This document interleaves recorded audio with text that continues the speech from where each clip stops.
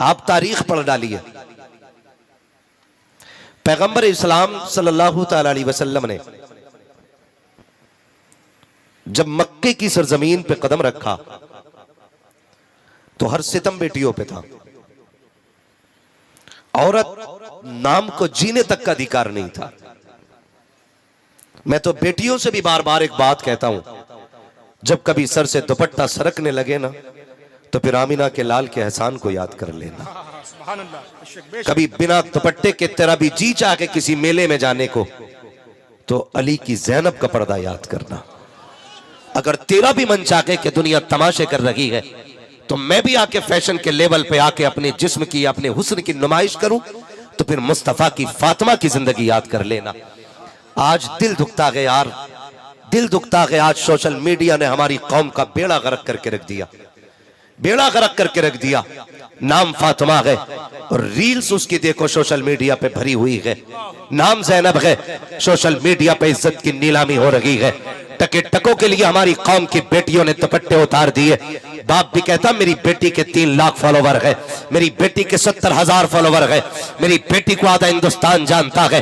आग लगे ऐसे फॉलोवरों को जो सिर्फ जानने के लिए और सिर्फ हुस्न के मतवाले होते हैं, जो सिर्फ तेरी बेटी की इज्जत के लुटेरे होते हैं। क्या करोगे इन फॉलोवरों का जो मरने के बाद काम ना आ सके? अगर फॉलोवर बनाना है तो रब के फरिश्तों को फॉलोवर बनाओ, रब के चाहने वालों को फॉलोवर बनाओ। दावे के साथ कहता हो अगर तेरी लाश इन फॉलोवरों के बीच में 5 लाख नहीं 5 करोड़ के बीच में होगी, कोई तुझे हाथ लगाने नहीं आएगा। लोग तेरे जिस्म से डरेंगे। क्या कि अच्छा हो तू कनीज़े फातिमा ज़हरा बन जा और तेरा जनाजा चलेगा। खुदा की कसम वली भी बढ़ बढ़ के कांधे देंगे, उलमा बढ़ बढ़ के कांधे देंगे। लोग पूछेंगे ये किसका जनाजा है? कोई कहेगा प्रधान की बेटी का जनाजा है, कोई कहेगा ठेकेदार की बेटी का जनाजा है, लेकिन फरिश्ते कहेंगे चुप हो जाओ, तुम नहीं जानते हो ये कनीज़े फातिमा ज़हरा का जनाजा जा रहा। नारे तकबीर, नारे रिसालत, अज़मते बेटी कॉन्फ्रेंस, मसलके आला हज़रत हज़रत हज़रत अल्लामा मुफ्ती हम्माद रियाज़ साहब किबला किबला जिंदाबाद जिंदाबाद जिंदाबाद। मेरी कौम की बेटियों जिंदाबाद जिंदाबाद। उम्र जिंदगी कट जानी है, डॉलर के सहारे भी कटनी है और रब की रहमत के सहारे भी कटनी है। जिंदगी तो कटनी ही है। ओ भाई जी वो भी रखे गए जिनके हाथ पैर नहीं है, जी वो भी रखे गए जो जहाजों में उड़ रहे हैं, लेकिन किसी की कब्र में तुमने सोने की चादर बिछती नहीं देखी होगी। सबको मिट्टी में लेटना है, सबको मिट्टी में लेटना है। गैरत आती है। ये रील्स के ऊपर सोशल मीडिया के ऊपर नाचने वाली कौन? हमारी बेटियां। आज सारे रो रहे ना, सारे रो रहे इर्तिदाद इर्तिदाद इर्तिदाद। मौलवियों ने बेड़ा गर्क कर दिया, कोई असर इनकी तकरीरों में नहीं हो रहा है, ये रोक नहीं पा रहे। कहीं मुझे बता तो सकी, रब ने तुझको तेरे घर का जिम्मेदार बनाया था, मुझे बता तो सकी तूने अपने घर का कितना ख्याल किया। काश तूने शरीयत मुस्तफ़ा को फॉलो किया होता तो आज तू किसी का मोहताज नहीं होता। अपनी बर्बादी का जिम्मेदार दूसरों को ना ठहराया करो। मैं आपको बता दो, ये तो सभी ने जाना है कि जिसके घर में बेटी हो जाती है वो जन्नत का अल्लाह ताला उसको परवाना अता फरमा देता है। लेकिन खाली 3 बेटियों का निकाह कर देना कि जन्नती होने के लिए काफी नहीं है, उससे पहले 3 काम जरूरी है। आप जानिए तो सही 3 काम कौन से जरूरी है। जब अल्लाह बेटी दे तो उसका नाम वो रखो जो रब को भी पसंद हो, मदीने वाले मुस्तफा को भी पसंद हो। जब वो नाम रख चुको उसके बाद उसको ऐसी तरबियत दो, वो तालीम दो जो तालीम अल्लाह और उसके रसूल के करीब कर दे। अब तुम मुझे बताओ तो सही, तुम्हारे घर के अंदर बेटी पैदा होती है, मौलाना जरा बताओ बेटी आई है, क्या नाम रखा जाए? तो मौलवी ने तो यूं पढ़ा था ना, मेरे नबी ने फरमाया जिसने अपनी बेटी की मोहब्बत में, मेरी बेटी की मोहब्बत में अपनी बेटी का नाम फातिमा रखा है, कयामत के दिन मैं उसका भी हाथ पकड़ के जन्नत में दाखिल करूंगा जो मेरी बेटी की मोहब्बत में अपनी बेटी का नाम फातिमा रखेगा।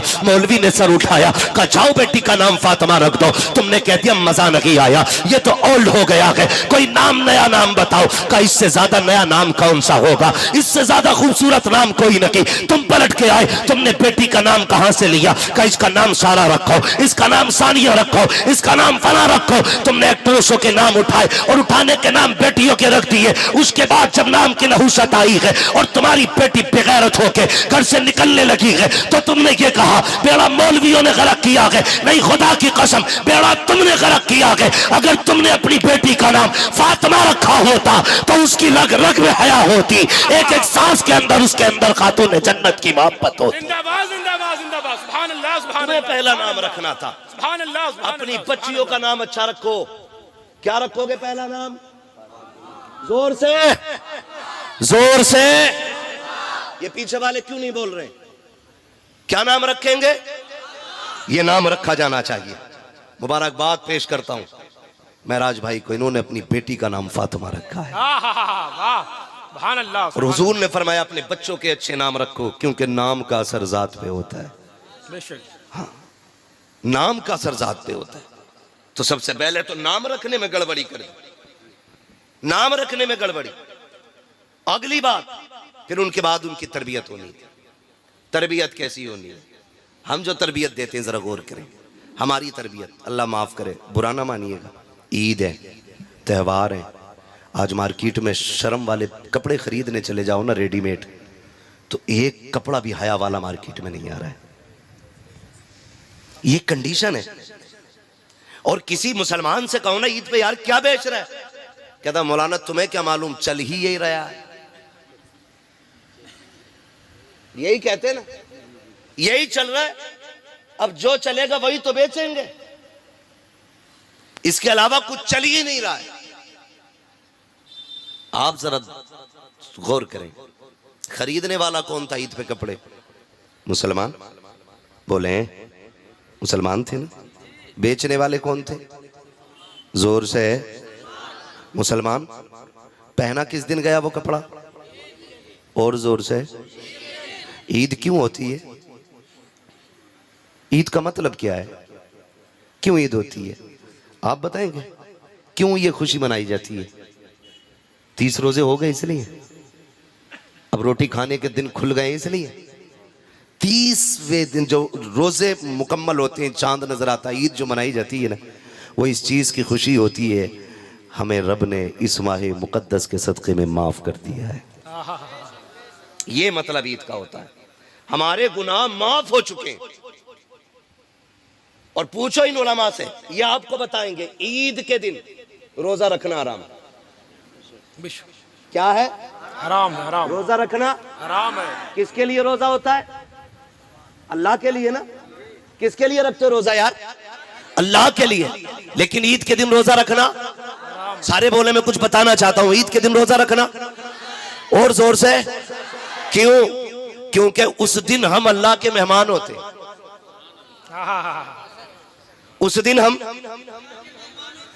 अल्लाह के मेहमान होते हैं, इसलिए हमें रोजा रखना हराम है। उस दिन हम रोजा नहीं रख सकते हैं। आज हम अल्लाह के मेहमान हैं। अब मुझे बताओ तो सही, मैंने आपकी दावत की, आप वैसा चेहरा बना के आते हो जैसा मौलवी को पसंद है। मैं इसलिए तकरीर करने आया क्योंकि मुझे तकरीर के लिए बुलाया गया है। हम जिसके दरवाजे पे जाते हैं बुलावे पे, कोशिश ये रहती है उसको हमसे नाराजगी ना हो। मुझे बताओ तो सही, ईद के दिन हम तो रब के मेहमान थे और खुशियां भी इसलिए मनाई जा रही थी कि ईद का दिन है। आज हम गुनाहों से साफ हो गए हैं, हमारे रब ने हमें माफ कर दिया है। जैसी ईद के दिन सूरज निकला है, हमारी बेटियों ने बेगैरती वाला लिबास पहना, ऐसे कपड़े जिनमें बदन नजर आ रहा था। ईद के नाम पर अय्याशियों के बाजार गर्म किए गए, चौराहों पर बेटियां बेपर्दा घूमने निकल गई। मैं पूछना चाहता हूं उस वक्त फरिश्ते क्या कहते होंगे जिस दिन तुम्हें ईद की खुशी के अंदर रोजे रखने को हराम किया गया, तुम्हें रब की तरफ से दावत दी गई है। उस दिन हमारी बेटियों ने बेगैरती वाला लिबास पहना और फिर ये लोग कहते हैं क्या हो गया है, रमजान भर इबादत की है, अभी महीना गुजरा है, देखो तो बारिश नहीं हो रही है। बताओ तो सही, अगर अल्लाह को राजी करने की बजाय उसको नाराज करोगे तो बारिश कहां से होगी, रहमत कैसे आएगी? ए मेरी कौम की बेटियों, फैशन में कुछ भी चलता हो, तुम्हें डिजाइन नहीं देखना है। अगर देखना है तो लिबास फातिमा ज़हरा देखना है, मुस्तफा की पसंद देखना है। दुनिया कुछ भी पहने, तुम वो पहनो जिसको खुदा पसंद करे, मुस्तफा पसंद करे। नारे तकबीर, नारे रिसालत, अज़मत बेटी कॉन्फ्रेंस। मसलके आला हजरत हजरत अल्लामा मुफ्ती हम्माद रजा साहिब की बिलाद उलमाए अहले सुन्नत फैजान हुजूर खतीबुल बराहीम जिंदाबाद ओ जिंदाबाद। भाई, मेरे कहने से आपकी बेटी नहीं रुकनी है, इन उलमा के कहने से नहीं रुकनी है बेटी। रईसुल अत्किया सरकार सैयद उवैस मुस्तफ़ा वास्ती फरमाते हैं, ये फितना तब बंद होगा जब सीनों में इश्क मुस्तफ़ा की आग लग जाएगी। बेशक बेशक बेशक सुभान अल्लाह। उसके अलावा ये बंद नहीं हो सकता है, उसके अलावा ये बंद नहीं हो सकता। हर सीने में इश्क मुस्तफ़ा की आग लगना जरूरी है। हर बेटी को इश्क मुस्तफ़ा के शमा अपने सीने में रोशन करना पड़ेगी, तब जाके ये इर्तिदाद का सद्देबाब होगा। वरना भी कोई 2-4 दिन पहले की नकाब वाली बच्चियों को मैंने भगवाधारियों के साथ बाइक पे खड़े होकर बात करते देखा। दुख होता है, दुख होता है। ओ भाई, ये नकाब ऐब छुपाने के लिए नहीं था, ये नकाब इज्जतें बचाने के लिए था। इस्तेमाल गलत कर दिया लोगों ने, इस्तेमाल गलत कर दिया। चंद बिगड़ी हुई नकाब पोशों की वजह से शरीफ जादियों का जीना हराम है, शरीफ जादियों का जीना हराम है। ये हमने गलती की है और इसका खमियाजा हम ही को भुगतना पड़ रहा है। लोग क्या कहते हैं, तरबियत में क्या किया?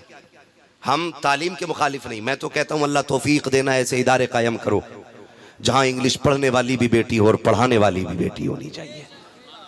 मैं किसी जबान का मुखालिफ नहीं, मैं नहीं मुखालिफ हिंदी इंग्लिश किसी भी जबान का, मगर मैं चाहता हूं तालीम तरीके से होनी चाहिए, तरीके से होनी चाहिए। बताओ, कोई भी इतना बेगैरत भाई होगा जो अपने बहन की इज्जत लुटती हुई देखे और चुप रहे? मैं तो नहीं मानता। गरीब से गरीब भी अपनी बहन बेटी की इज्जत से प्यार करता है। बोलो, करता है कि नहीं? हर बंदा बहन बेटी की इज्जत को प्यार करता है। कोई नहीं चाहता मेरी बहन बेटी की इज्जत जाए। तो क्या हम इतना नहीं कर सकते थे? अपनी बच्चियों को एक इंग्लिश मीडियम ऐसा स्कूल दे देते कि जिसमें पढ़ने वाली भी कनीज़े फातिमा हो और पढ़ाने वाली भी कनीज़े फातिमा हो। बुरा ना मानिएगा, कह रहा बहुत अच्छी बात है, मेरी लड़की MBBS कर रही है, अल्लाह तौफीक दे, वो खूब आगे जाए, लेकिन अल्लाह उसकी इज्जत की हिफाजत फरमाए। हम ये दुआ दे सकते हैं, लेकिन हालात नहीं है, ये बचनी नहीं है इज्जत। हम जानते हैं कंडीशन क्या है। तुम्हें तो दाना डाल के पर्दे से बाहर निकाला डाला जा रहा है, चारा डाल के तुम्हें बाहर निकाला जा रहा है। किसी ने कहा इस्लाम ने बेटियों को कैद कर दिया है, नया तरह की बातें की। देखो सारी औरतों को देखो, कितना फ्रीडम, कितनी आजादी उनके पास है, बिना नकाब के जैसे चाहती है घूमती है। लेकिन इस्लाम ने अपने चाहने वालियों को ऐसा बंद करके रख दिया है, गर्मी में घुटती रहती है नकाब में, चोरों की तरह रहना पड़ता है। तुम नहीं जानते हो, खुदा की कसम सुनो तो सही, कैद और होती है, हिफाजत और हुआ करती है। कैद अलग होती है, हिफाजत अलग होती है। बहुत गौर से मेरी बात सुनिएगा, ये जो नकाब दिया गया था, ये बच्ची को कैद में नहीं डाला गया है, बच्ची को महबूस नहीं किया गया है। लेकिन सुनो तो सही, इसको नकाब किस लिए दिया गया था? आज बेटियां नकाब के खिलाफ रोड पे आ गई। कई लोगों ने कहा, बड़े अक्लमंद लोगों ने जो पढ़े लिखे अपने आप को कहलाते थे, कहने लगे मौलवी पर्दा तो दिल का होता है, जिस्म से क्या लेना देना। जब दिल साफ नहीं होगा तो औरतों के वजूद कैसे साफ रह जाएंगे? हम जब बात करते हैं हया की तो लोग कहते मौलवी खराब होते हैं। जरा कान खोल के मेरी बात सुनिएगा प्यारे,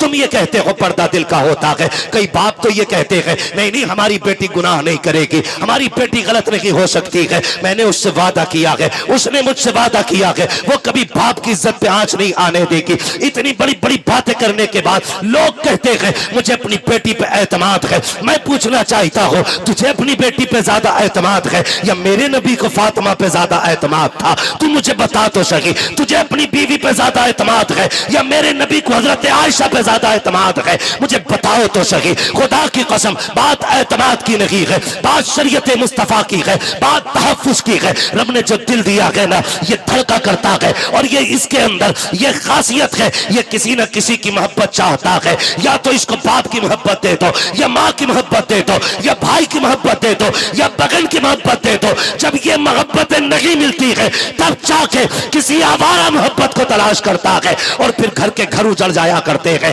खानदान के खानदान बर्बाद हो जाया करते हैं। ए मेरी कौम के नौजवानों, मैं आपसे इतना कहना चाहता हूँ, मेरी बेटियों को जाके बता देना, ये जो नकाब दिया गया था ये तेरे लिए कैद नहीं थी, ये तेरे लिए बंद नहीं था, ये तेरे लिए आजादी थी, तेरे लिए हिफाजत थी। आप कहेंगे कैसे? मुझे बताओ तो सही। एक गिलाफ हमने कुरान पे भी देखा है, एक गिलाफ काबे पे भी देखा है, एक चादर हमने मजार पे भी देखी है। इनका क्या मकसद था? काबे पे क्यों चादर डाली गई? ताकि काबे को कैद किया जाए। मजार पे क्यों चादर डाली गई? ताकि मजार को कैद किया जाए। नहीं, कुरान को क्यों जुस्तान में रखा गया? इसलिए नहीं रखा गया ताकि कुरान को कैद में रखा जाए, बल्कि वजह सिर्फ ये है, काबे पे इसलिए गिलाफ चढ़ाया गया ताकि जमाने को पता चल जाए और जगहों पे भी अल्लाह की इबादत होती है, लेकिन हर मस्जिद काबे की तरह नहीं हो सकती है। इसलिए गिलाफ डाल करके के मस्जिदों से काबे को मुमताज किया गया। दुनिया में बेशुमार किताबें हैं, लेकिन कुरान पे गिलाफ चढ़ाया गया ताकि जमाने को यह पता चल जाए,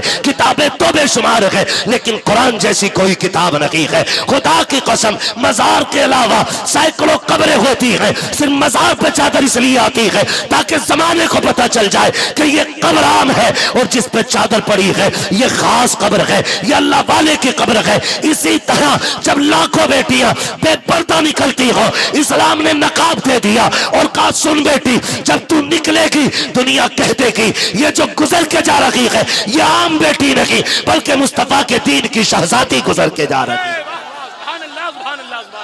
इसलिए तुम्हें नकाब दिया गया, लेकिन हमने इसको भी तमाशा बनाया। और तो नकाब में भी इतने मॉडल आ गए हैं।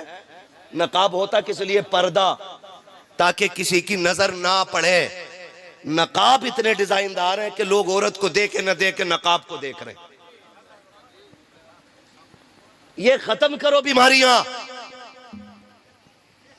थोड़ी देर की वाह से काम नहीं चलेगा, मजबूती से इनका बाइकाट करना पड़ेगा। इन चीजों का फैशनेबल बुर्के खत्म। नकाब वो पहनाओ जिसमें पर्दा होना चाहिए, वही नकाब होना चाहिए जिसमें पर्दा होना चाहिए। हमारी तरबियत देखें, हमारी जो हमने बच्चों को तरबियत दी अपनी, अल्लाह माफ करे, अल्लाह आपको सलामत रखे। मेरे भाई, ये जो दौर है ना, इस दौर में हमें अपने घरों की हिफाजत खुद करनी है, खुद करनी है। हमें खुद से अपनी बच्चियों की हिफाजत करनी है। इनको जो तरबियत देनी है ना, तो तरबियत कनीज़े फातिमा ज़हरा वाली देनी है। कौन सी तरबियत दे रहे हैं हम जानते हैं आप? अल्लाह का शुक्र है, हम लोग वो खुशनसीब लोग हैं हजरत के, हमें माओ की गोद में लोरी सुनने का मौका मिल गया है। हाँ, हम वो खुशनसीब लोग हैं जिन्होंने माओ की गोद में लोरियां सुन ली हैं। अब के बच्चों को माओ की गोद में लोरियां नसीब नहीं हो रही हैं। बुरा ना मानना, ये कड़वी सच्चाई है। आज जरा सा बच्चा रो दे, अम्मा गोद में लेती नहीं, निकाला खटाक से दे दिया बजा के, अपना आप लग गई गीबत में। बच्चा रो रहा है, टुनटुना लगाया, दे दिया। बहुत छोटा बच्चा तो वो यही सोच रहा है ये क्या आ गया हाथ में। थोड़ा समझदार है तो वो ये सोच रहा है इसमें आवाज कैसे आ रही है। और ज्यादा समझदार है तो कह रहा है ये बना कैसे। मतलब सारे उसी में ही लगे और अपना आप काय में लगी है। बताओ तुम्हारी सास कैसी है? अब तो न लड़ती है। तुम्हारी खाला ने जो वो गाली दी थी वो बात फाइनल हो गई। ऐसा लगता है जैसे देश यही चला रही है।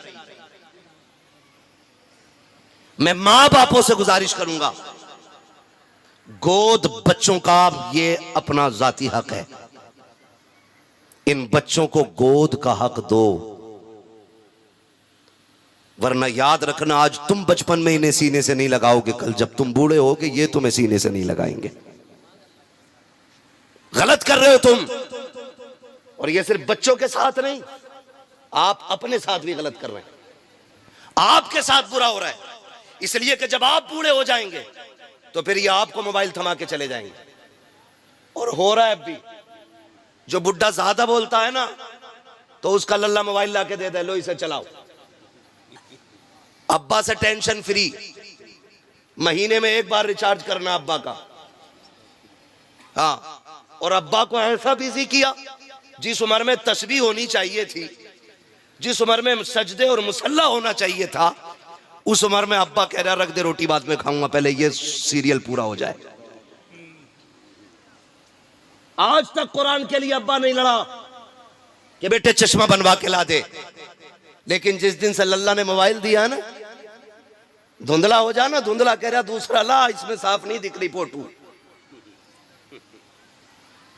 अरे जवानियां तो बर्बाद थी ही थी, औलाद ने बुढ़ापे बर्बाद कर दिए, मां बाप के बुढ़ापे बर्बाद कर दिए। टाइम नहीं कट रहा, मोबाइल दे दिया, लाके उठा के लो पढ़ो, लो इसको देखो, कोई काम नहीं है यार। ओ भाई एक बात कही जाती है, एक पैर छिलके पे दूसरा पैर कब्र में, अब तो मान जाओ, कहावत है कि नहीं? एक पैर केले के छिलके पे दूसरा पैर कब्र में, यानी कि अब आप कब्र के करीब हो गए। अब तो लौट आओ रब की बारगाह में। लेकिन अब तो बूढ़े भी मस्जिद में दिखाई नहीं देते, क्योंकि ये जो है ना पाबंदी से सीरियल देख रहा है, पाबंदी से सीरियल देख रहा है। और हमारे घरों को जो आग लगी है ना, इन सीरियलों से लगी है। पाकिस्तान का है, पाकिस्तान का सीरियल है, कोई बात ना, उसमें सब ज़ैनब जुबैदा खातून सारी ऐसी नाम है। इस आधा घंटे के सीरियल ने 60 साल में आग लगा दी। हुआ क्या? अब तो कपड़े भी, ये कौन सा पाकिस्तानी सूट है, ये कौन सा है, ये जापानी सूट है। ओ भाई सारे अपने बन रहे यूपी में कपड़े, हमारे यहां की बिरादरी कपड़े तैयार कर रही है, लेकिन छाप के हो गए पाकिस्तानी। क्यों? कि फला सीरियल में ये सूट चला, अब वही चलेगा मार्केट में, जो फला सीरियल में चला वही मार्केट में चलेगा। तुम्हें क्या लगता है ये जो 3 घंटे का सीरियल होता है, ये जो आपकी रियल लाइफ होती है, ये आपकी रियल लाइफ के लिए पूरा सबक बन सकती है? खुदा की कसम, जिन लोगों ने इसको अपनाया है उनके घरों में आग लगती जा रही है।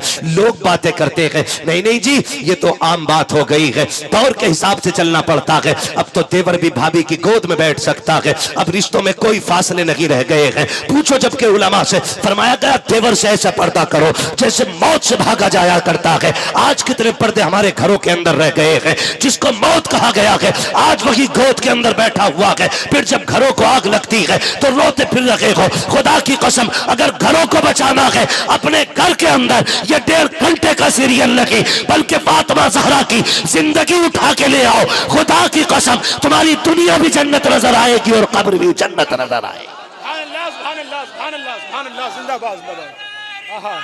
या रसूल अल्लाह, या रसूल अल्लाह, जिंदाबाद, अल्लाह अकबर, या रसूल अल्लाह, सुभान अल्लाह, सुभान अल्लाह, सुभान। तरबियत का ख्याल करो।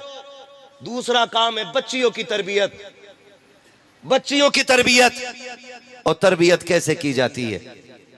तरबियत कैसे की जाती है? सुने कभी गौर से, पढ़ें खातून जन्नत को। हाँ, एक दिन सैयदा ज़ैनब रज़ी अल्लाह तआला अन्हा कुरान पढ़ रही थी, आवाज़ थोड़ी तेज़ हो गई। खातून जन्नत सैयदा फातिमा ज़हरा ने बेटी की कलाई पकड़ के कहा था, ज़ैनब औरत की आवाज़ भी का भी पर्दा होता है। मेरी बेटी भले कुरान पढ़ रही है, लेकिन ये आवाज़ घर के बाहर नहीं जानी चाहिए। सुभान अल्लाह, सुभान अल्लाह। ये कौन तरबियत कर रहा है? खातून जन्नत तरबियत कर रही है अपनी बेटी की। खातून जन्नत, बेटी औरत की आवाज का भी पर्दा होता है। जब आपने ये तरबियत की तो जमाने ने देखा है। खुदा की कसम, करबला के रेगुजार से लेकर के यजीद के दरबार तक खातून जन्नत को आप पढ़ लीजिए। खातून जन्नत की बेटी सैयदा ज़ैनब को आप पढ़ लीजिए। खानदान तो लुटा है, लेकिन किसी ने आपको बेपर्दा होते हुए नहीं देखा। पूरा खानदान शहीद हो गया है, लेकिन किसी खैर महरम ने सैयदा ज़ैनब की सही आवाज नहीं सुनी थी। यहां तक कि यजीद के दरबार में भी जब सैयदा ज़ैनब खुतबे के लिए खड़ी हुई थी, एक नाबीना साहबी खड़े होके कह रहे थे, ओ यार बताओ तो सही, लगता है अली आ गए हैं, मुझे अली से मुलाकात करा दी जाए। किसी ने रोते हुए कलाई पकड़ा, कहा बाबा क्यों कह रहे हो? कहा देखते नहीं हो, ये जो खुतबे की आवाज है ये तो अली की आवाज लग रही है। कहा ना बाबा, ये अली की आवाज लगी, बल्कि अली की शहजादी ये ज़ैनब की आवाज है। कहा ये कैसे बदल गई? कहा इसलिए ज़ैनब ने आवाज बदल दी ताकि किसी गैर महरम के कान ज़ैनब की असली आवाज को सुन ना सके। इसे पर्दा कहते हैं। जिंदाबाद, जिंदाबाद, जिंदाबाद। और तेरी बेटी आकर के सीरियल पे बैठ गई, आके कैमरे के आगे बैठ गई, $5000 आ रहे मेरी बेटी के, आग लगे इन डॉलरों में। दिल के फपोले जल उठे सीने के दाग से, इस घर को आग लग गई घर के चराग से। फाके कर लो लेकिन इज्जत ना बेचो, इज्जत ना बेचो। मैं जहां तक जानता हूं नहीं है, उसकी 2 वजह सबसे बड़ी मेरी नजर में। नंबर 1, या तो लालच और या फिर मजबूरी, बस। वरना मजहब इस्लाम इतना प्यारा मजहब है जो इसमें एक बार आ जाता है फिर इसे छोड़ के जाने को दिल नहीं करता है। हाँ, और जिसने इसकी हलावत को पा लिया वो मर जाता है लेकिन मजहब इस्लाम नहीं छोड़ता है। 2 वजहें मुझे लगी, या तो लालच और या फिर मजबूरी। लालच क्या? लालच ये है कि जो लालच देते हैं कि चलो भाई गाड़ी है हमारे पास, बंगला है, होटल हैं, जहां चाहोगी वहां घुमाएंगे, अगर तुम इनमें रहोगी तो क्या कर सकती हो, तुम कहीं नहीं जा सकती हो, 4 दीवारी में रह जाओगी, और आओ चलो हम तुम्हें दुनिया दिखाते हैं। किसी ने सोने का लालच दिया, किसी ने गाड़ी का लालच दिया, किसी ने जेवर का लालच दिया। ए मेरी बहन, ए इस्लाम की शहजादी, सुन तो मेरी बेटी कान खोल करके, दुनिया की कोई भी दौलत तेरी इज्जत की कीमत नहीं बन सकती है। अल्लाह ने जितनी बड़ी इज्जत तुझको अता की है, सारी दुनिया का सोना एक पल्ले में रखा जाए और किसी गरीब की बेटी की इज्जत को एक पल्ले में रखा जाए, फिर भी एक गरीब की बेटी की इज्जत का बदल पूरी दुनिया का सोना नहीं बन सकता है। ये तेरी इज्जत का कमाल रब ने अता किया है, ये इज्जतें तुझे रब ने दी थी, तो बेटियां चली जाती हैं जेवर छोड़ करके। मेरी बहन बेटी कान खोल के सुन लेना, ये दुनिया की जिंदगी 4 दिन की है। कितने दिन जी लोगी? 60 साल, 70 साल, 80 साल, 100 साल, मौत सभी को आनी है। एक दिन सभी को मर जाना है, कोई यहां नहीं रखेगा, तुमको भी चले जाना है। ए मेरी बहन कान खोल के सुन, अगर फाके करने पड़े अल्लाह की रजा के लिए फाके कर लिया करो। अगर एक जोड़ी कपड़े में जिंदगी गुजारनी पड़े, एक जोड़े कपड़े में जिंदगी गुजार लो। अगर एक जोड़े कपड़े में जिंदगी गुजारोगी, जन्नत के अंदर तुम्हारी खूबसूरत ड्रेसें मौजूद है। अगर तुम फाके करके जिंदगी काट लोगे, अल्लाह जन्नत की नहरें तुम्हारी कब्रों की तरफ मोड़ देगा, फिर देखना सबसे ज्यादा सुकून तुम पाओगी। लेकिन मेरी बहन बेटियों को किसकी नजर लग गई? वो होटल के लालच में, जेवर के लालच में आकर के अपना तीनों ईमान बेच के चली जाती है। आओ तुम्हें तारीख का एक फर्क पल के दिखा देता हूं, एक फर्क पलटो। चलो चलते हैं, इस्लाम का इब्तदाई दौर है, मदीने शरीफ की गलियां है, यहूदियों का बाजार है। इस्लाम की एक शहजादी एक सुनार की दुकान से सोना खरीदने के लिए आई है। जैसी सोना खरीदने के लिए शहजादी आई, उसने आकर के खरीदो फरोख्त की बातें शुरू की है। इस्लाम की शहजादी का सारा बदन पर्दे में छुपा हुआ था, थोड़ा सा हाथ खुल गया। उसने कहा कि ये जेवर कितने का है? जब रेट कीमत होने लगा, उसके रंग पे नजर पड़ गई उस सोने वाले की। वो चूंकि यहूदी था, उसने देखा उसके जिस्म के हिस्से को, कहने लग जाता है खातून कीमत क्या पूछती है, बस मेरे दिल को राजी कर ले,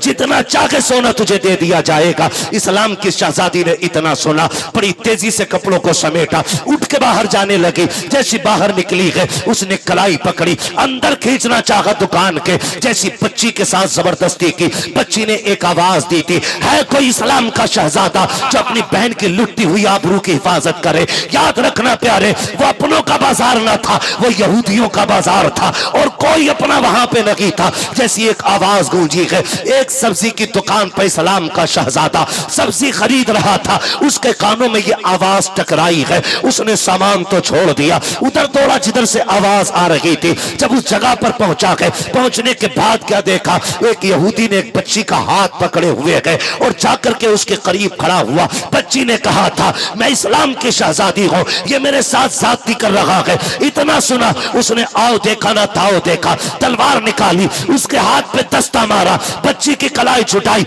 अपने कमर के पीछे खड़ा कर लिया। कहा खबरदार, जब तक इसका भाई जिंदा है, किसी बेगैरत में हिम्मत रखी है हमारी बेटी की आबरू की तरफ कोई आंख उठा के देख सके। नारे तकबीर, और मोहब्बत मेरे अंदाज में नारे तकबीर, नारे रिसालत, अज़मते बेटी कॉन्फ्रेंस, मसलके आला हजरत हजरत अल्लामा मुफ्ती हम्माद रजा साहिब किबला, नारे रिसालत, जिंदाबाद जिंदाबाद। चले आगे, थके तो नहीं अभी? जिंदाबाद जिंदाबाद। और आगे जरा कहते या रसूल अल्लाह, या रसूल अल्लाह। ये पीछे वाले भी बोलते जरा या रसूल अल्लाह। का हिम्मत है तो हाथ लगाओ। अब भाई आ गया है, जैसे इतना कहा ना, उसने कहा हिम्मत देखो इसकी, हमारा बाजार, हमारा मोहल्ला, हमारे लोग, और ये अकेला डट गया। इसने जो देखा, यहूदी ने आवाज दी, देखो तो सही, एक कलमा पढ़ने वाला हमारी कौम को ललकार रहा है। सैकड़ों तलवारें निकल आई, सैकड़ों। अकेला खड़ा रहा, अकेला। किसी ने कहा जान बचा भाग जा, अकेला क्या कर लेगा। उसने कहा गैरत वाला हूं, मर जाऊंगा बहन के लिए। जिंदाबाद जिंदाबाद। तारीख में यही लिखा जाएगा, एक भाई बहन की आबरू बचाते बचाते मर गया था। जिंदाबाद जिंदाबाद जिंदाबाद जिंदाबाद। ये लिखा जाएगा, एक भाई बहन की आबरू बचाते हुए मरा था। अगर भाग गया, तारीख में लिखा जाएगा, मुसलमान भगोड़े होते अपनी बहन की इज्जत ना बचा सके। उसने कहा मेरी बहन को जाने दो। किसी ने कहा तेरा क्या रिश्ता है, तू कहाँ का, ये कहाँ की, ये बाहर से आई है और तू हमारे मदीने का रहने वाला है, ये तेरी बहन कैसे। उसने कहा था इस रिश्ते को तुम नहीं जानते हो, कुछ रिश्ते वो हैं जो खानदान से बनते हैं, कुछ रिश्ते वो हैं जो माँ बाप बनाते हैं। इसका मेरा वो रिश्ता है जो हमारे रसूल पाक बनाते हैं। हमारा इसका रिश्ता हमारे हुजूर ने बनाया है, हमारे हुजूर ने बनाया। मैं इसे छोड़ के नहीं जा सकता। अगर हिम्मत है तो हाथ लगा के दिखाओ। एक आगे बढ़ाना तलवार निकाल के, और जैसी बच्ची की तरफ हाथ बढ़ाना चाहो, उसने ऐसी तलवार मार दी कि उठती हुई तलवार सबने देखी थी, गिरती हुई तलवार किसी ने नहीं देखी थी। जिंदाबाद जिंदाबाद जिंदाबाद। गिरती हुई तलवार किसी ने नहीं देखी। फिर क्या देखा, एक सर था, एक धड़ था, वो इधर तड़प रहा था, ये इधर तड़प रहा था। जिंदाबाद। जैसी एक लाश गिरी, सैकड़ों तलवारें हरकत में, टूट पड़े सबके सब। लेकिन फानूस बन के जिसकी हिफाजत हवा करे, वो शम्मा क्या बुझे जिसे रोशन खुदा करे। सैकड़ों तलवारें टूट पड़ी है, अकेला डट जाता है। सुबह से दोपहर हो गई, तलवार चलती रही। बहन की आबरू बचाते बचाते जब दोपहर का वक्त सूरज ढलने लगा, कहां तक अकेला सैकड़ों का मुकाबला करता।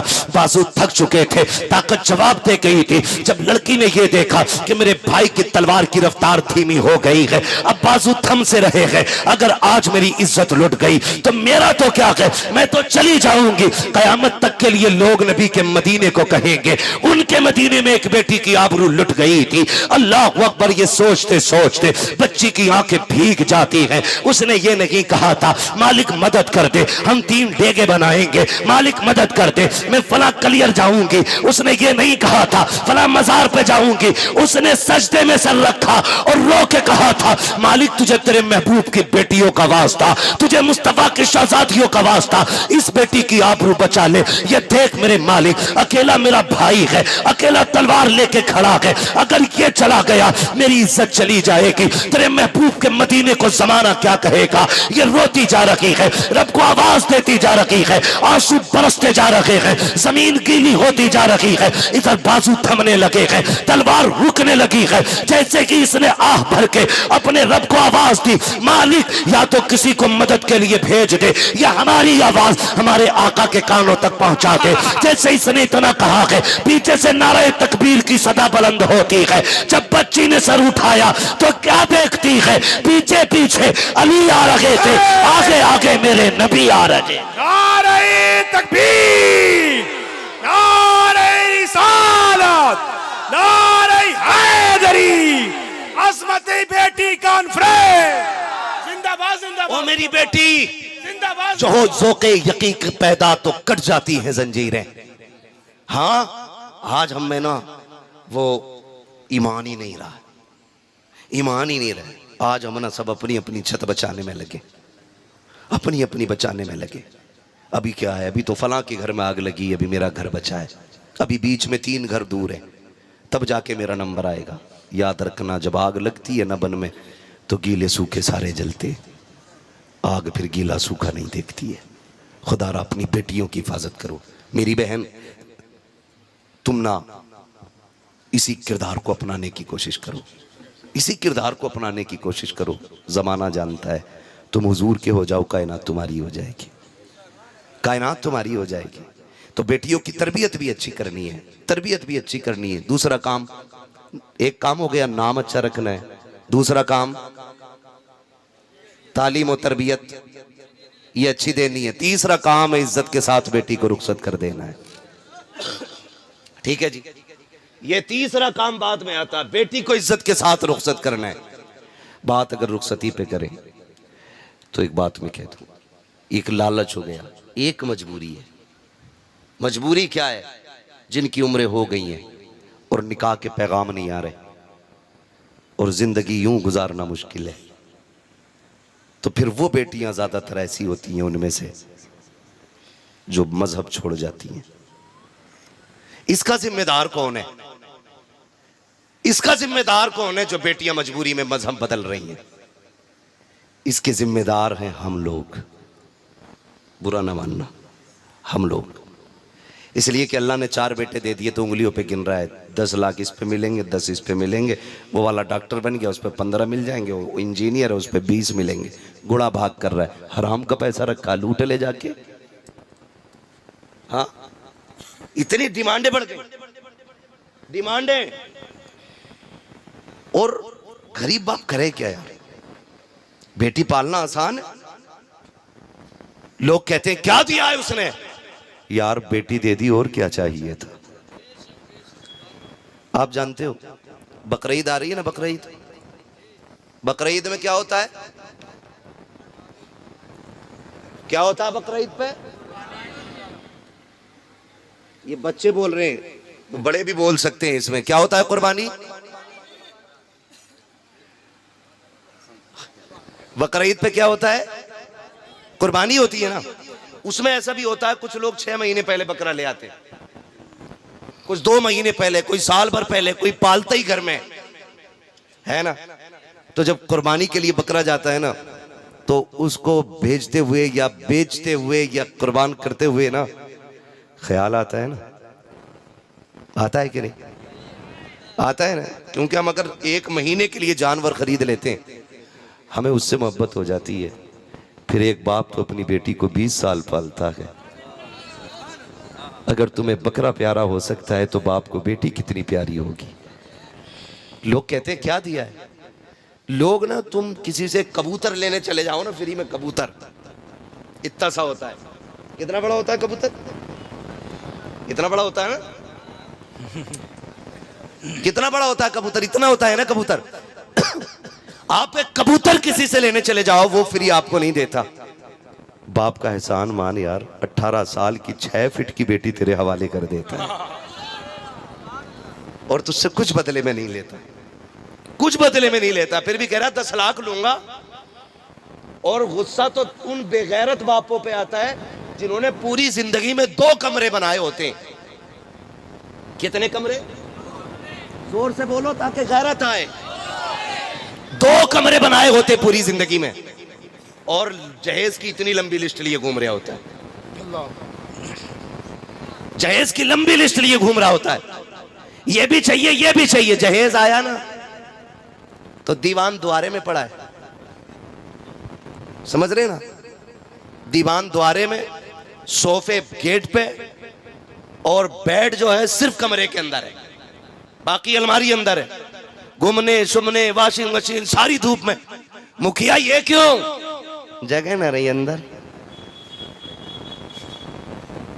जगह नहीं रही। बेगैरत, जब औकात नहीं थी तेरी इतनी, तो कम से कम भीख तो दामन के हिसाब से मांगता।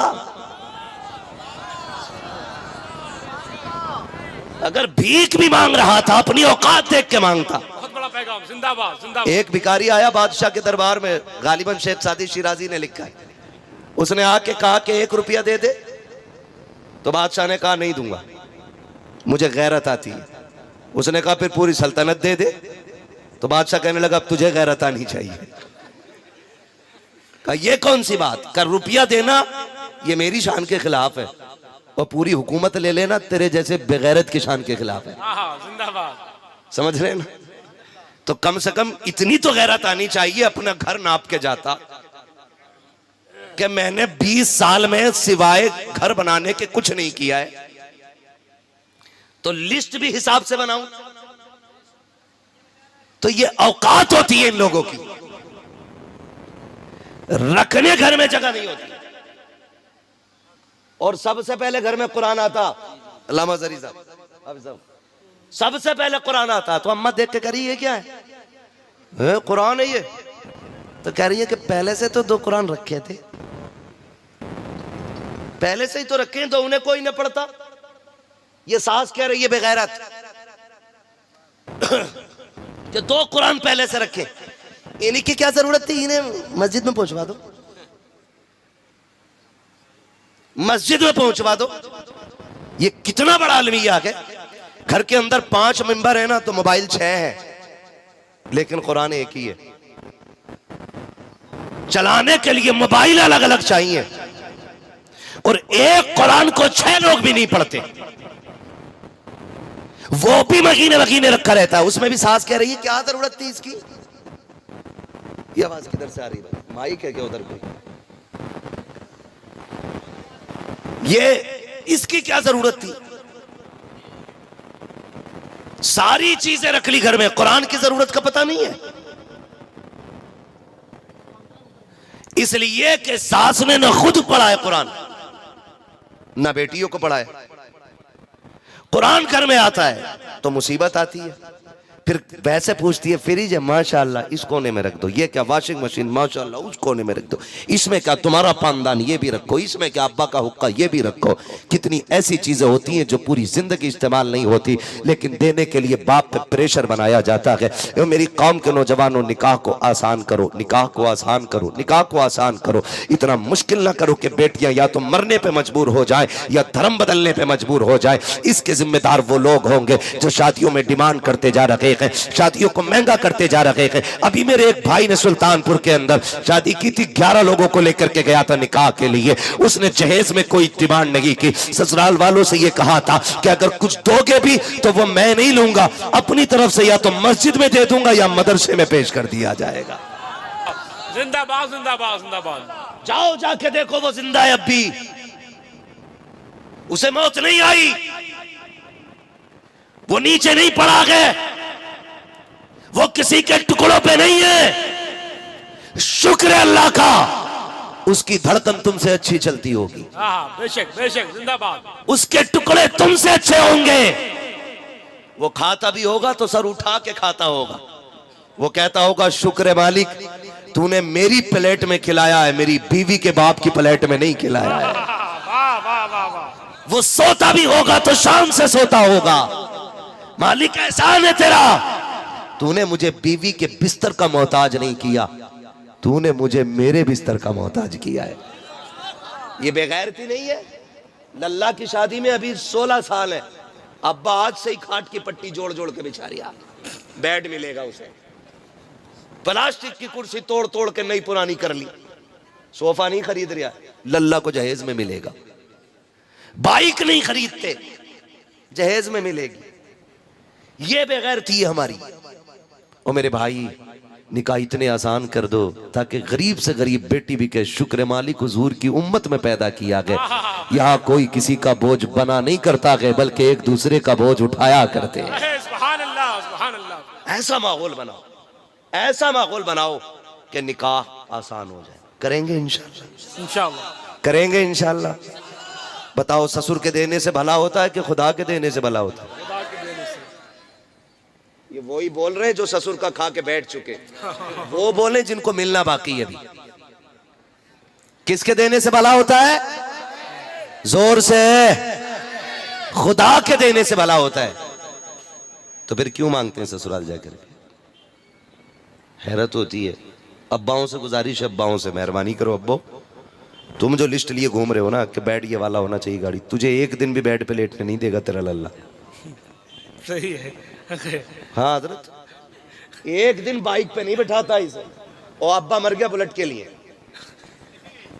बुलेट ही चाहिए, कुछ हो ना हो गाड़ी चाहिए, चाहे तेल डालने का पैसा ना हो, गाड़ी चाहिए। ये कंडीशन हमारी कौम की है।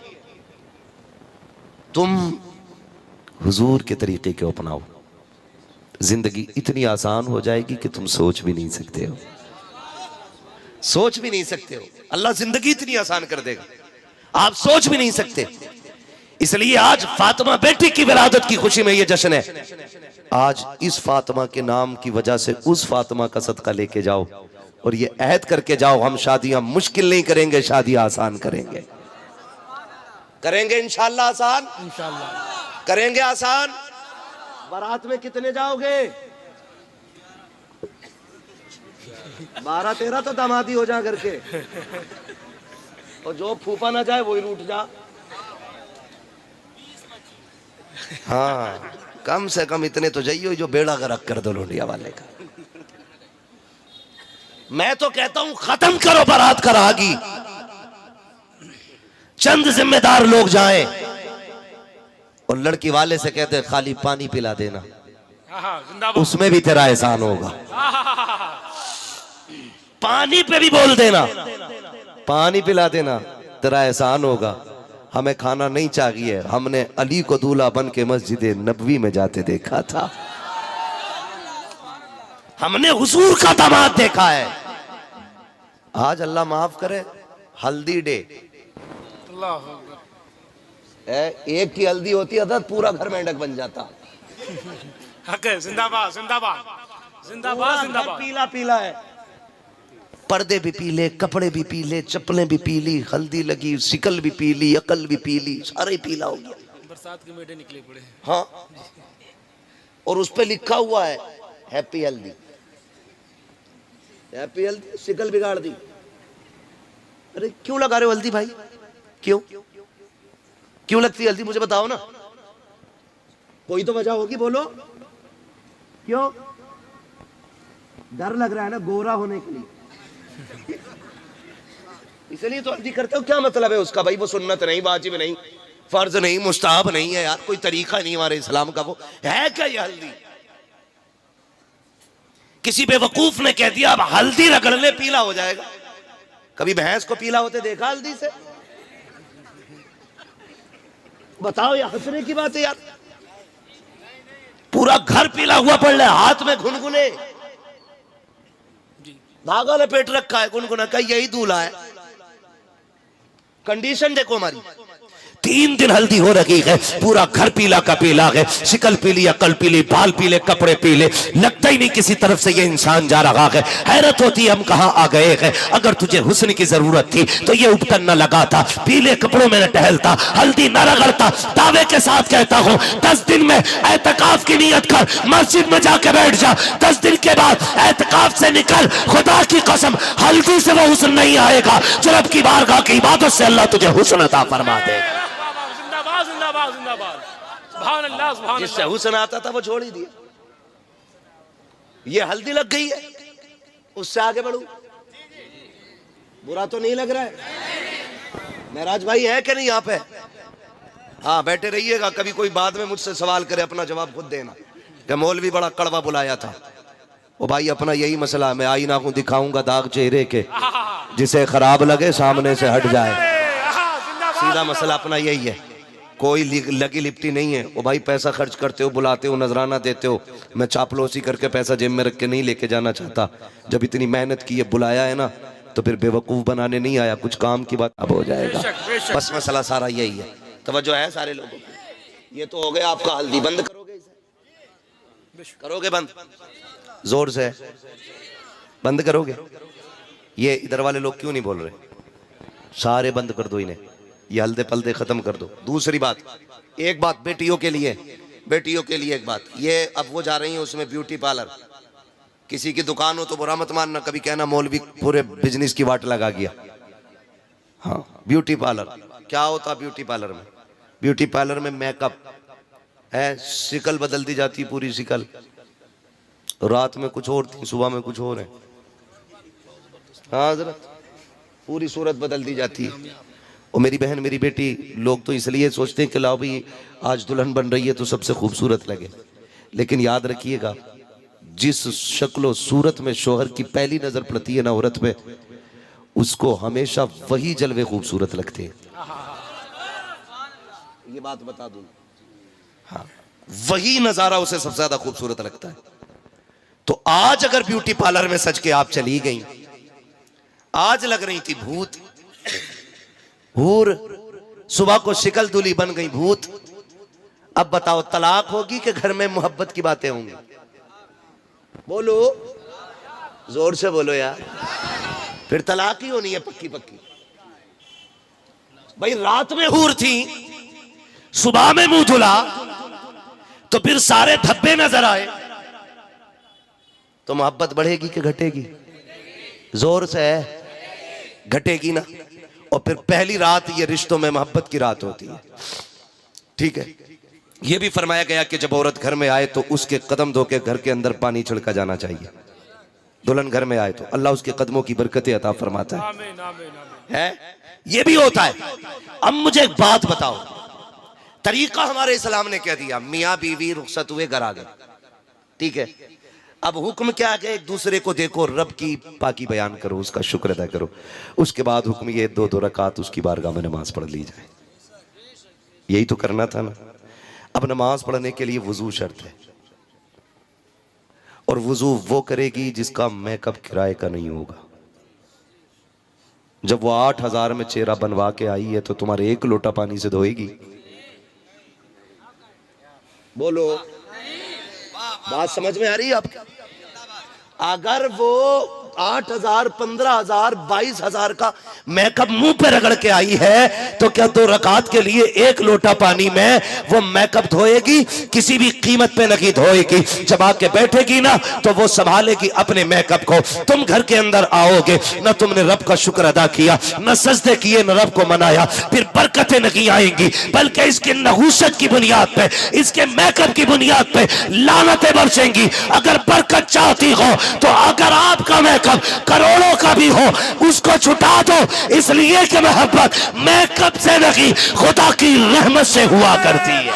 जिंदाबाद, जिंदाबाद, जिंदाबाद, सुभान अल्लाह, सुभान अल्लाह, सुभान अल्लाह। जिंदाबाद, जिंदाबाद, मोहब्बत खुदा की रहमत से हुआ। सुभान अल्लाह, जिंदाबाद, जिंदाबाद, रिश्तों में प्यार खुदा पैदा करता है। जिंदाबाद, जिंदाबाद हुजूर। तो अब ये भी एक मसला हो गया, मेकअप में जा रही है, बस अगली बात। और ये तो पहले ही पहुंच गई ससुराल, अभी तो दामाद भी नहीं पहुंचा ससुराल। ड्रामे कितने चल रहे हैं। इतराट देखो, इतराट, वेलकम, इस्तिकबाल, खैर मकदम बारात का क्या चलता है? जूस, दूध, पान, मीठा। दूल्हा भी इतना बेगैरत है, ससुराल से पहले रुक थोड़ी रहा। इज्जतदार मेहमान एक कोना पकड़ के बैठ जाता है, बेगैरत दरवाजे झांकते हैं। अब फैसला करो, ये जो दूल्हा सलाम करने पहले चौखट पे जा रहा, किसे करने गया भाई सलाम? ये सारी रस्में खत्म करो, सारे तमाशे खत्म करो, और इतने आसान कर दो निकाह, ताकि मदीने शरीफ से खातूने जन्नत की दुआएं लगनी शुरू हो जाए। जिंदाबाद, जिंदाबाद, बहुत अच्छा पैगाम। जिंदाबाद, आप जानते, जिंदाबाद, मैं आपको बता दूं, मेरे महबूब अलैहिस्सलाम आपके दरवाजे पे अली आए, बैठ गए। हुजूर ने क्या कहा? अली कैसे आए हो? हुजूर, बस आ गया, अगली बात कहने की हिम्मत नहीं। फिर हुजूर ने फरमाया, अली कैसे आए हो? हुजूर, बस यूं ही आ गया। आका ने फिर खुद फरमाया, अली तुम बताते हो या मैं बता दूं तुम क्यों आए हो? और कोई गैब क्या तुमसे निहा हो वाला, जब ना खुदा की छुपा तुम पे करोड़ों दुरूद। अली मैं बताऊं क्यों आए हो या तुम बताते हो क्यों आए हो? गर्दन झुक गई, गर्दन झुक गई। कैसे हया वाले लोग थे, गर्दन झुक गई। अल्लाह अकबर। फिर हुजूर खुद बात छेड़ते हैं, कहते हैं, अली जवान हो गए हो, जवान हो गए हो, तुम्हारे निकाह के बारे में सोचा जाए। इतना सुना ना, रो दिए हजरत अली। या रसूल अल्लाह, या रसूल अल्लाह, आप मुझसे पूछ रहे? मैं तो बचपन से आपकी उंगली पकड़ के चला हूं। आका, मेरी सांसों के मालिक आप हैं, पूछने की क्या जरूरत? हुजूर जो चाहे फैसला कर दें। हुजूर उठे, घर की तरफ जाने लगे। जिब्रील आ गए। या रसूलुल्लाह किधर जा रहे हैं?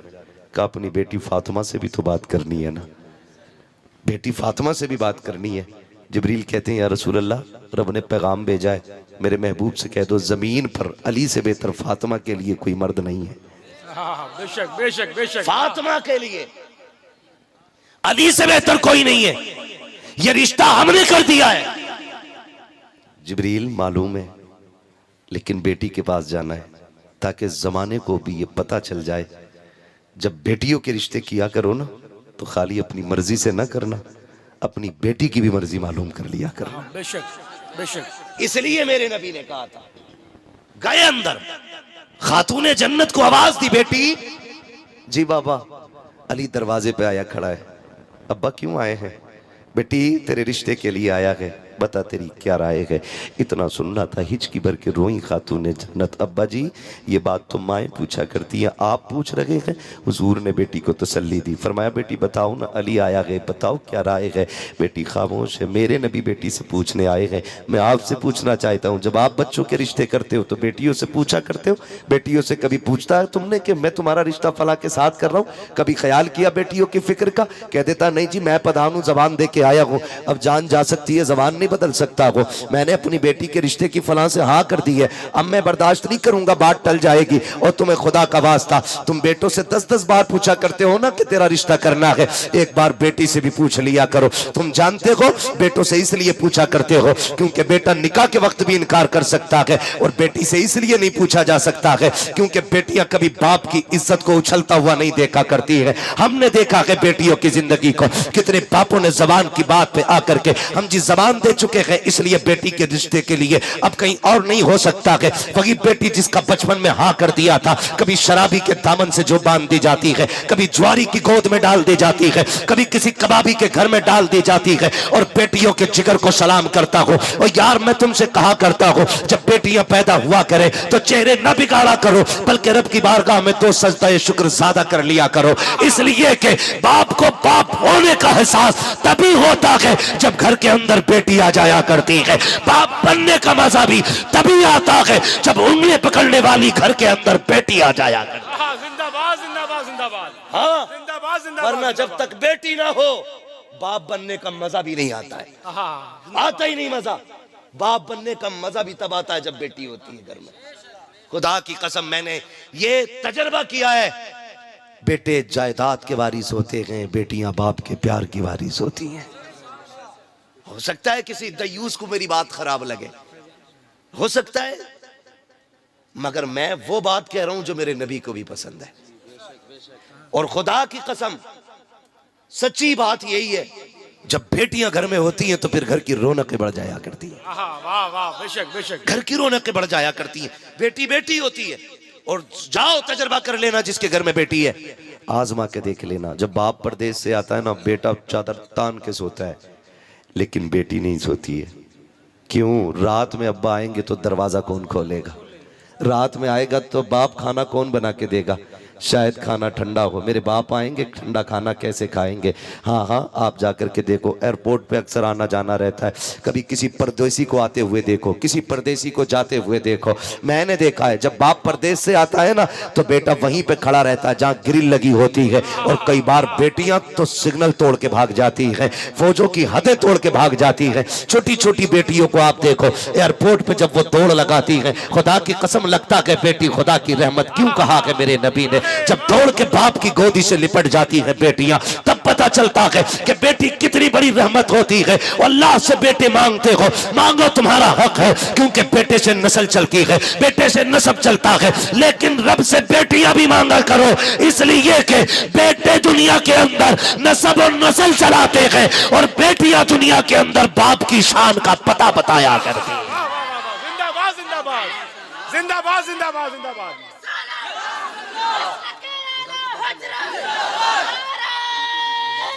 जिंदाबाद जिंदाबाद जिंदाबाद जिंदाबाद जिंदाबाद जिंदाबाद जिंदाबाद। बहुत अच्छा, जिंदाबाद जिंदाबाद। अल्लाह सलामत रखे मेरे नौजवान भाइयों को, अल्लाह हुजूर का सदका अता करे। 1 घंटे से ऊपर सुई जा चुकी है, जरा कह दें सारे या रसूल अल्लाह। माशाअल्लाह हजरत देखें, ऐसा लग रहा है जैसे महफिल शुरू हो रही है। लेकिन एक एक बात याद रखिएगा, खाली वाह वाह में बात खत्म नहीं कर देनी है, एक एक बात याद करके लेके जानी है। एक एक बात, बाप बेटियां बाप के नसब का पता देती है, शान और शौकत का पता देती हैं। जब बेटी हया से गर्दन झुका के चलती है ना, तो गली में लोग पूछते हैं ये किस बाप की शहजादी गुजर के जा रही है।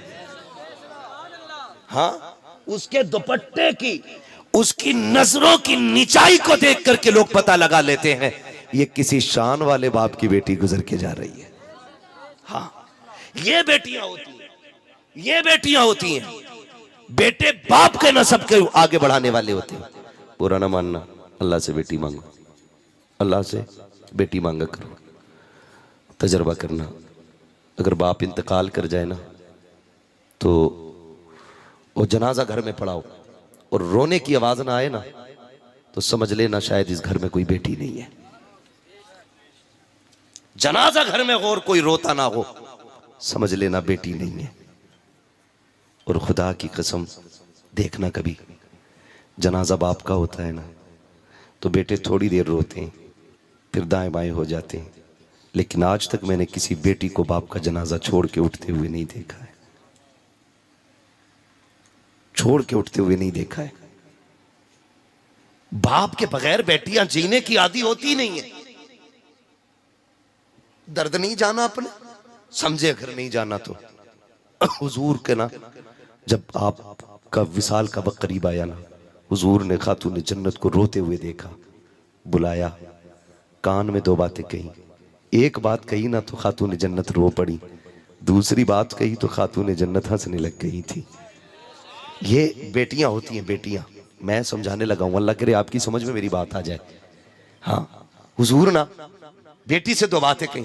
उम्मुल मोमिनीन आयशा सिद्दीका कहती हैं, फातिमा बताओ ना वो क्या बातें थी जो हुजूर ने विसाल के वक्त तुमसे कही थी। एक बात सुन के रो दी थी, दूसरी बात सुन के हंस दी थी। खातून जन्नत ने कहा था मेरे कान में बाबा ने मुझे रोते हुए देखा तो मैं मेरे कान में कहने लगे बेटी मैं दुनिया से जाने वाला हूँ।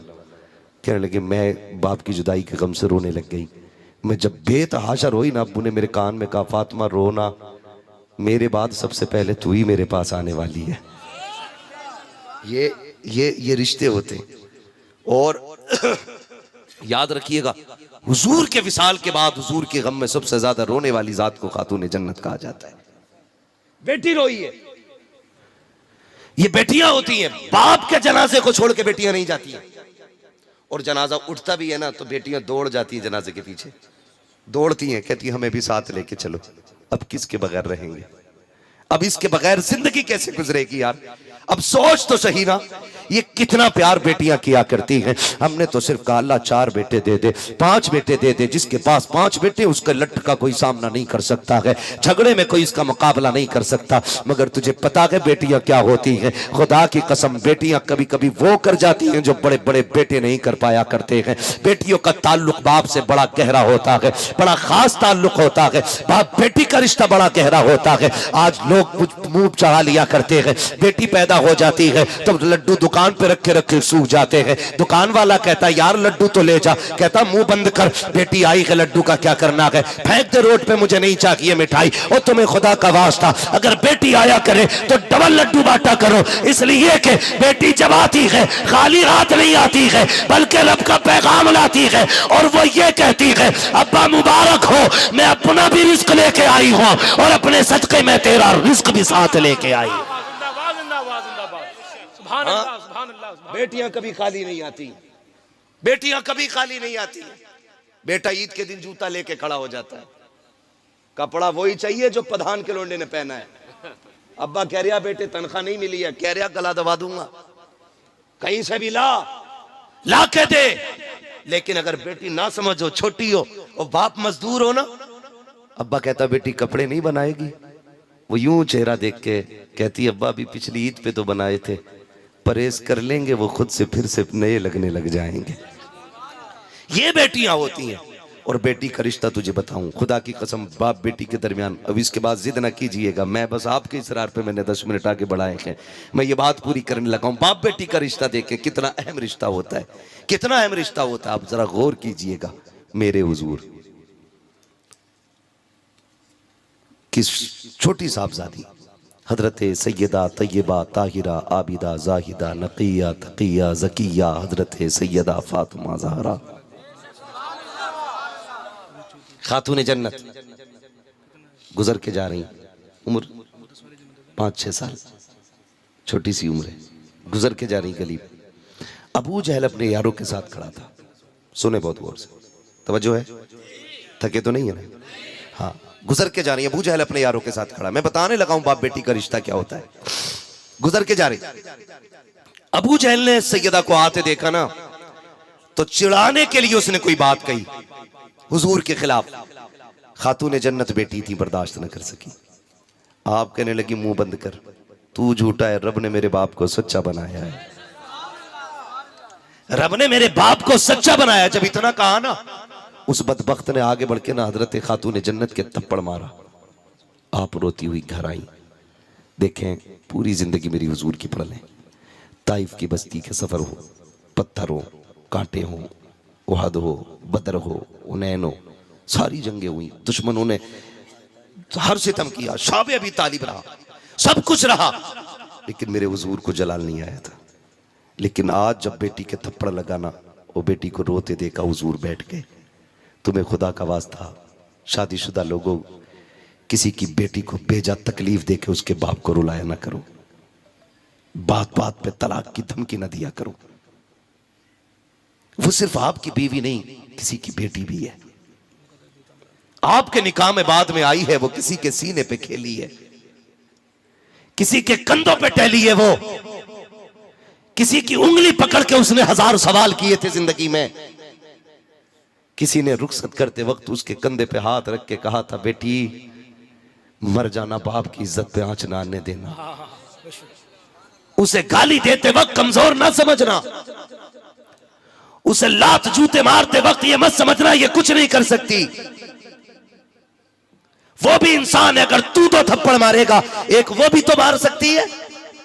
लेकिन क्यों नहीं मारती? तुझे पता है, जब वो चली थी, बाप ने पगड़ी उतार के पैर में रखी थी, कहा था मेरी बेटी अपने बाप की 18 साल की मेहनत की लाज रख लेना, मैं तुझसे कुछ नहीं मांगता, मैंने 18 साल तुझे लुक में खिला के पाला है, उसकी कीमत कुछ नहीं चाहिए।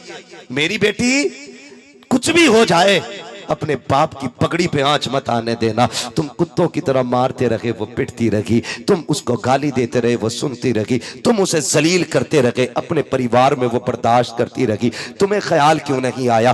तुम्हें अपनी लाडली तो बड़ी प्यारी है, फिर किसी की बेटी तो तुम्हें क्यों प्यारी नहीं है? खुदा के वास्ते किसी की बेटी को सितम न देना, किसी की बेटी को ऐसा दुख न देना जिसकी खबर उसके बाप को हो जाए। याद रखिएगा, जब बाप को बेटियों की तकलीफ की खबर होती है तो बाप जीते जी मर जाया करता है। 7 बेटियां बाप को उतनी बोझ नहीं लगती है जितनी एक बेटी के हाथ में तलाक का कागज बोझ लगता है बाप को। तुम्हें खुदा का वास्ता बात बात में बच्चियों को तलाक न दिया करो, बात बात में घर से न निकाला करो, छोटी सी जिद को लेकर के किसी की जिंदगी तबाह न किया करो। तुम्हें तो दूसरी बीवी मिल जाएगी, लेकिन तुम क्या जानते हो एक बाप के कलेजे पे क्या गुजरती है जब बेटियां तलाक लेके आती है। बाप जीते जी मर जाया करता है। अगर तुम मुस्तफा से सच्चा प्यार करते हो तो कभी भी किसी की बेटी को बिला वजह अपनी खुशी के लिए, अपने सुकून के लिए तलाक मत देना। अगर उसकी आदत खराब भी है, बर्दाश्त कर लो, अल्लाह उसके सितम के बदले में तुम्हें जन्नत का परवाना अता फरमाए। जिंदाबाद जिंदाबाद जिंदाबाद जिंदाबाद।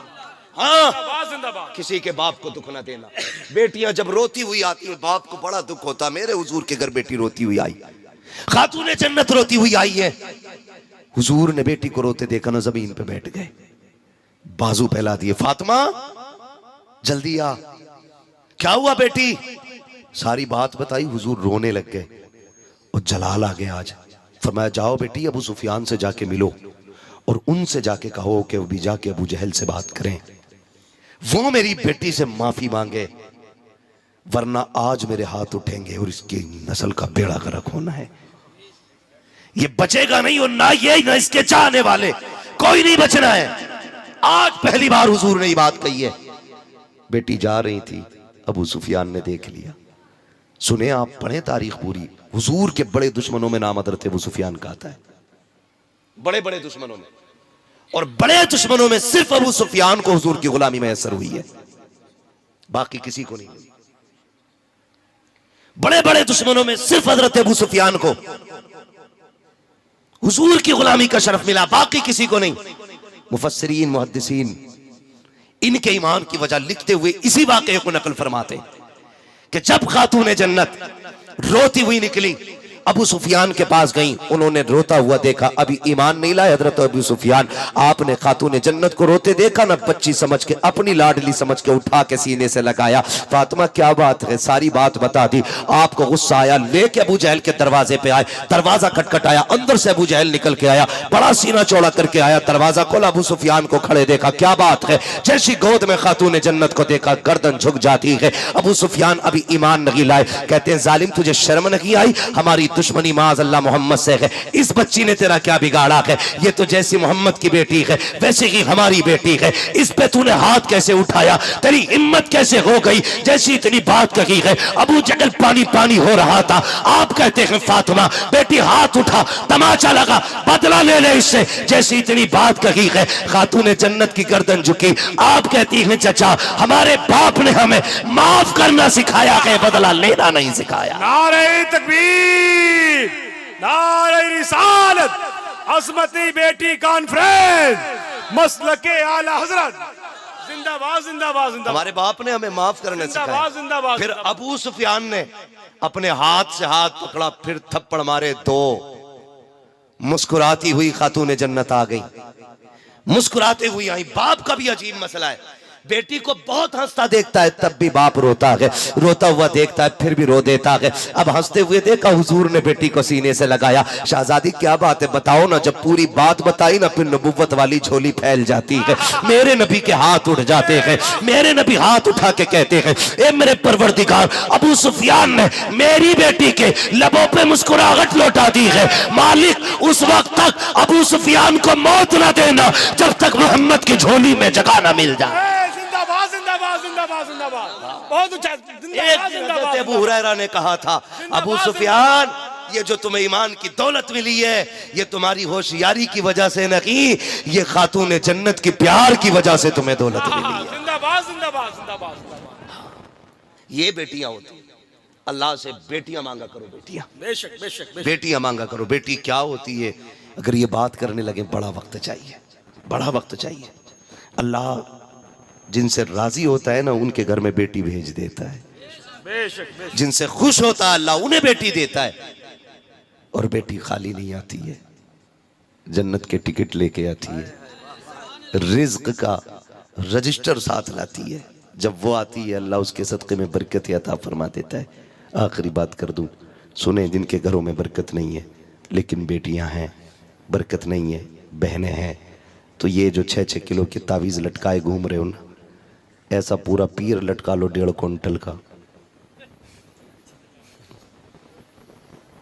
इसलिए कि आधी गुर्बत तो आई ऐसे पीरों की वजह से, तो उनके तावीज़ों से रहमत कहाँ से आएगी। हाँ, अगर बरकत नहीं हो रही है ना, मुसल्ला बिछा, 2 रकात नमाज हाजत पढ़, आगे बेटी को बैठा, उसके हाथ अपने हाथों में ले, वो क्या मालिक इस बच्ची के सदक़े में रिज़्क़ अता फरमा। हमारा एतकाद ये है, हाथ नीचे बाद में आएंगे, अल्लाह अर्शों से रिज़्क़ का इंतज़ाम पहले फरमा देगा। सुभान अल्लाह सुभान अल्लाह। ये बेटियां होती, इनके सदक़े में रोज़ी मांगा करो अल्लाह से। फरमाया गया वो अम्मा बिनिअमति रब्बिका फहद्दिस, अपने रब की नेमतों का खूब खूब चर्चा करो। अल्लाह बेटी दी है, बेटी रहमत होती, बेटी नेमत होती। बेटे आए तब भी अल्लाह का जिक्र करो, बेटी आए तब भी अल्लाह का जिक्र करो, अल्लाह और उसके रसूल को राजी करो। बेटा आए तो डीजे बजा रहे, आप बुड्ढा पैर ही नहीं रुक रहे। बेटी आ गई तो मर गया, बेटैम पड़ गया खाट पे, क्या हुआ, पोती आई है, ऐसी बहुएं लोंडियां ही लोंडियां। हाँ, कोक किलवा दी किसी ने, पेट बंदवा दिया किसी ने, बेटे ही नहीं हो रहे। अल्लाह कुरान में फरमाता, अल्लाह जिसे चाहता बेटी अता फरमाता, जिसे चाहता बेटे अता फरमाता, जिसे चाहता दोनों अता फरमाता, जिसे नहीं चाहता उसे कुछ नहीं देता है। तो ये बेचारी क्या कसूरवार है इसमें, तो ये भी वहम दिमाग से निकाल दो। बेटे नहीं हो रहे, दूसरी शादी कर ली, फिर भी नहीं हुआ, तीसरी कर ली।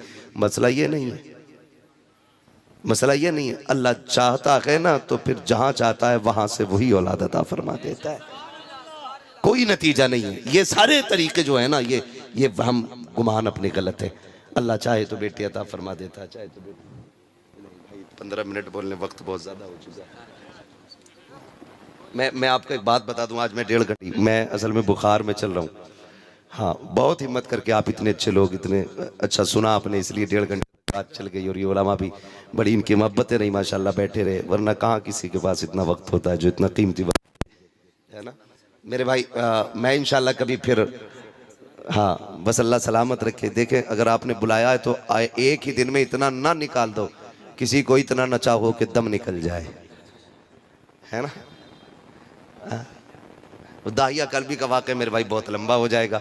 मेरे भाई अल्लाह आपको सलामत रखे। मैं सबकी फरमाइश को एक जगह रखते हुए बस हुजूर का शजरा बयान कर लेता हूँ, ताकि आपकी ख्वाहिश भी हो जाए और फिर मेरी भी बात पूरी हो जाए। ठीक है जी, करेंगे इंशाल्लाह बेटियों से प्यार, अल्लाह से बेटियां मांगेंगे। किसको अपनी बेटी प्यारी है जरा हाथ उठा के बता दें, कितनों को अपनी बेटी प्यारी है? माशाअल्लाह, जिंदाबाद जिंदाबाद। सबको अपनी बेटी प्यारी है ना? हाथ नीचे क्यों जा रहे हैं भाई, नीचे क्यों जा रहे हैं? जिन्होंने हाथ उठाए अल्लाह उन्हें खातून जन्नत के सदक़े में जन्नत अता फरमा दे। आमीन। देखो डंडी ना मारो, बाद में दुआ सुन के हाथ उठा रहे हो, पहले डर रहे थे।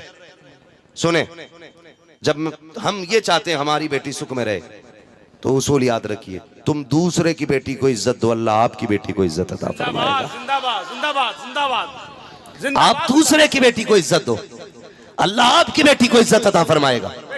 अगर आप ये चाहते हो आपकी बेटी आपके सर पे बोझ न बने, तो आप किसी की बेटी को उसके सर पे बोझ न बनने दें। बेशक बेशक बेशक। बस इतना सा करना है। और ये नहीं है कि ये आपका पूरा जिला, कौन सा जिला लगता है, संत कबीर नगर सुधरेगा तब हम सुधरेंगे, पूरा इलाका जब करेगा तब हम करेंगे। बस्ती का नाम क्या है अपनी? ये कोशिश करो, ये काम का आगाज हम सिसवा से करेंगे, ताकि दुनिया को पता चल जाए हुजूर के गुलामों ने निकाह आसान कर दिया कि अब हिंदुस्तान में निकाह आसान होने शुरू होंगे। जिंदाबाद जिंदाबाद। करेंगे इंशाल्लाह। बताओ, ससुराल का बेड अच्छा है कि जन्नत का महल? बोलो जोर से। ससुराल की प्लेट अच्छी है, जन्नत के प्याले? तो फिर ये भीख के प्यालों से बेहतर जन्नत के प्याले अच्छे हैं कि नहीं है? फिर अल्लाह अगर इतनी ताकत दे, इतनी तौफीक दे, एक बेड खरीद सको, 4 बर्तन खरीद सको, उठने बैठने के लिए कुर्सी खरीद सको, चलने फिरने के लिए एक मोटरसाइकिल या साइकिल ले सको, तो फिर इतना इंतजाम करके किसी से फ्री निकाह कर लो। खुदा की कसम, इधर गरीब का बोझ हल्का हो जाएगा, अल्लाह क़यामत में गुनाहों का बोझ हल्का फरमा देगा। जिंदाबाद करेंगे ऐसे इंशाल्लाह। बहुत उम्दा गुफ्तगू। जिंदाबाद। नौजवानों, मैं जन्नत में जाने की सीधी बात, बरेली वाले ने कहा था वो तो निहायत सस्ता सौदा बेच रखे हैं जन्नत का, हम मुफलिस का मोल चुकाएं, अपना हाथ ही खाली है। निहायत सस्ती जन्नत हो गई है, निहायत सस्ती जन्नत, इतनी सस्ती कि गरीब को निभा लो, खुदा तुम्हारी कम नेकियों से तुम्हें निभा लेगा। करेंगे इंशाल्लाह। इस बात को हम कीजिएगा, निकाह आसान कीजिएगा। अल्लाह हमारी कौम को निकाह आसान करने की तौफीक अता फरमाए। आमीन आमीन आमीन।